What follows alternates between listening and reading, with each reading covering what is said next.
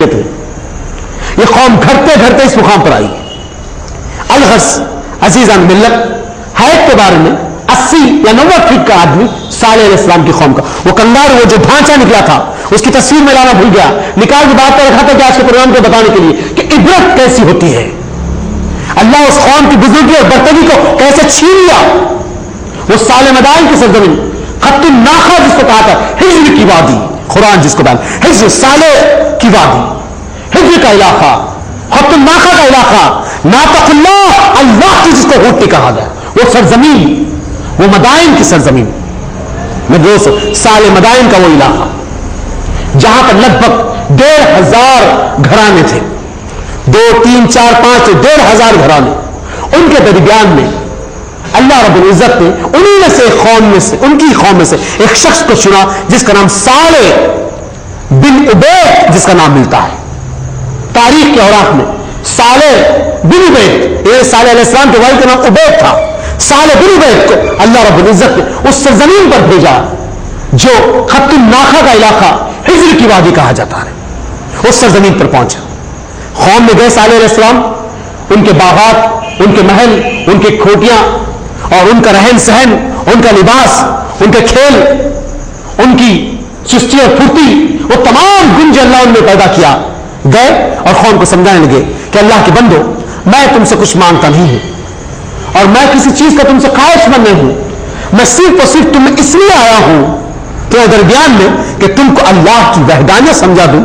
وہ تم کو جو نظام زندگی دیا ہے کہ تم اس کے شکر گزار بندے بنو اور اس کی نعمتوں کو پانے کے بعد شکر بجا لاؤ اور آؤ اس کے دین کی طرف جو میں تمہیں جس دین کی طرف بلا رہا ہوں وہ دین ہے جس کو اللہ نے دے کر تمہارے درمیان میں مجھے بھیجا ہے. اس کو مان لو اور قبول کر لو. صالح علیہ السلام کی قوم کے لوگ کہتے کہ صالح تم ہمارے پاس پڑے ہمارے پاس بڑے ہیں اور ہمارے درمیان میں تم نیا دین لاؤ. سورہ شمس آیت نمبر 11 12 13 14 15 16 اس بات کی دلیل ہے. سورہ شمس آیت نمبر 11 12 13 14 15 16 اس بات کی دلیل ہے کہ صالح علیہ السلام کی قوم بار بار صالح علیہ السلام کو ٹیچر تکلیفیں دیتی. ہم پہ کوئی نہیں آئے دوست ساتھیوں. ہم پہ وہ تکلیفات اور مشکلات نہیں آئے جتنا اللہ نے انبیاء کی قوموں پر اور دوسری قوموں پر لائے. محمد صلی اللہ علیہ وسلم ایک مرتبہ صحابہ سے توڑ کرتے اے اللہ کے بندو ابھی تم پر تکلیفیں نہیں آئی. اللہ کے نام پر ایمان لانے پر لوگوں کو آروں سے کاٹ دیا جاتا تھا. اللہ اکبر آروں سے کاٹ دیا جاتا تھا. ابھی تم پر تکلیفیں نہیں جبکہ تکلیفوں کا یہ حال ہے. ابن عباس فرماتے کہ اللہ کے رسول مجھ کو مکے کی سرزمین پر مدینے کی سرزمین پر آگ کے شعلے اٹھا کے مجھ کو اس پر لٹا دیا جاتا اور ایک آدمی میرے سینے پر ٹھہر جاتا میرے جسم سے کشش اور خون نکل کر اس کوئلے کو ٹھنڈا کر دیتا. اللہ اکبر. طلحہ بن عبید اللہ زبیر بن عوام سعید بن زید عبد الرحمن بن عوف اپنی تکلیفوں کے بارے بیان کرتے.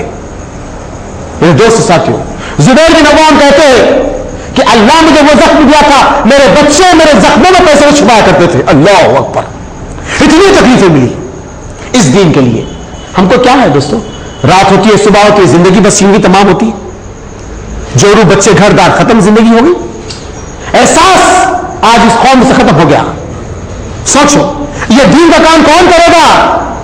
آج سب کچھ ہمارے پاس موجود ہے اس کے باوجود بھی اگر کچھ نہیں ہے تو اس کے دین کے کام کی ہمارے پاس اجرت نہیں ہے. دوستو جو عمل صحابہ میں تھا وہ 20 بچوں کو سیکنڈ نمبر پر رکھتے تھے وہ اپنے گھر والوں کو سیکنڈ نمبر پہ رکھتے تھے اور ولی ان کے پاس تھا تو وہ اللہ کا دین تھا. اس کی دین کی عظمت ان کے پاس تھی اور اسی نے اس بلند کو لے کر آگے بڑھے. ان کی محنتیں ان کی کاذشوں کی وجہ سے اس ہندوستان کی سرزمین پر یہ مسجد کا نظارہ نظر آیا. دوست ساتھی اس بحرین کی سرزمین پر یہ جو مسجد تعمیر ہوئی یہ صحابہ کی محنت کا یہ ملک دین یہاں تک پہنچا. مجھ سے اور آپ کے ایسے یا مجھ جیسے بدبخت قسم کے چاپلوسی اور عیاری قسم کے اگر وہ لوگ ہوتے تو دین بچے کی کوئی قدر نہیں تھی. حقوق جو ادا کرنا ادا کر دیتے تھے. اگر عزت کسی کی تھی تو اللہ کے دین کی تھی رسول کے قوانین کی تھی. آج ہمارے پاس دوسرا نمبر اللہ کے دین کا اور رسول کا. سب سے پہلے ہمارا کاروبار میری بیوی بچے میری زندگی میری ہائی فائی لائف میرا لگژری ٹائپ کا مکان میری بہترین کار میرا بچہ ڈاکٹر اور انجینئر بن جائے.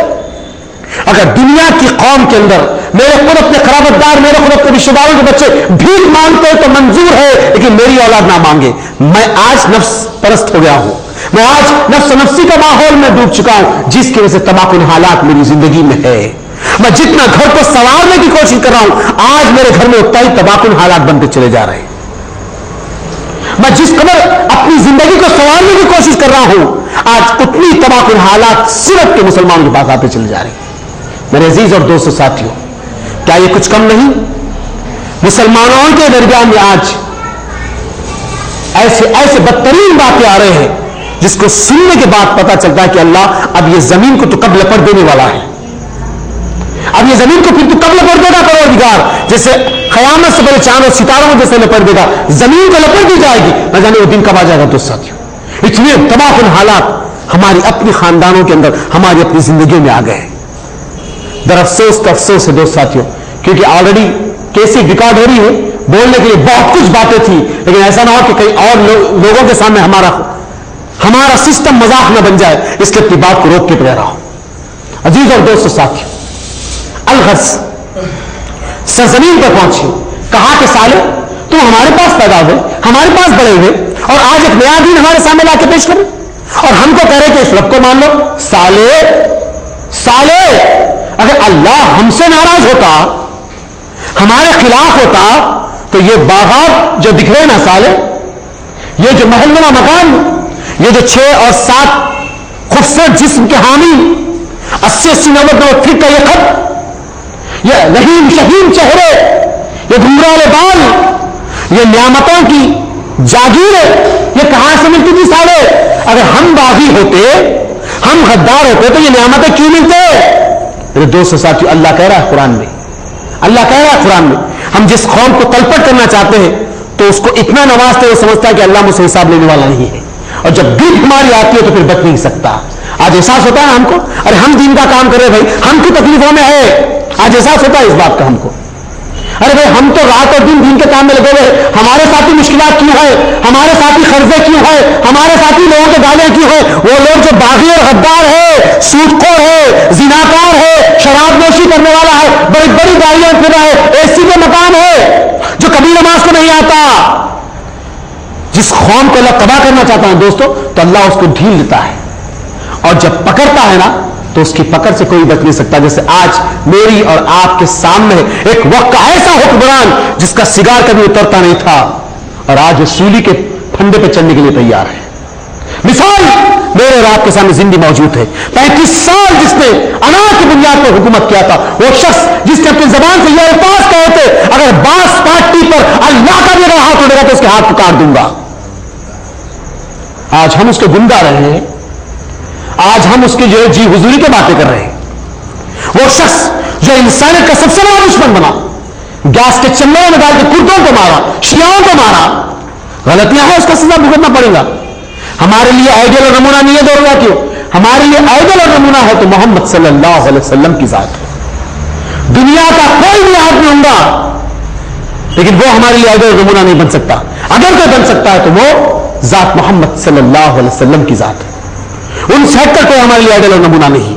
تو نظام ملت برکت میں آج صالح علیہ السلام پھر قوم میں گئے تو قوم کہتی ہے جاؤ صالح، بار بار آ کے باتیں ہمارے سامنے نہیں کرنا، ہم تمہاری بات کو ماننے والے نہیں ہیں. اس علاقے سے، اس قط الناقہ سے نکل جاؤ، اس ہجری کی وادی سے نکل جاؤ. صالح علیہ السلام نکل گئے، دوسری طرف گئے. پھر اللہ حکم دے کہ صالح پہنچو اس قوم میں اور سمجھاؤ اور بتاؤ، اللہ کی محنت کو بتاؤ.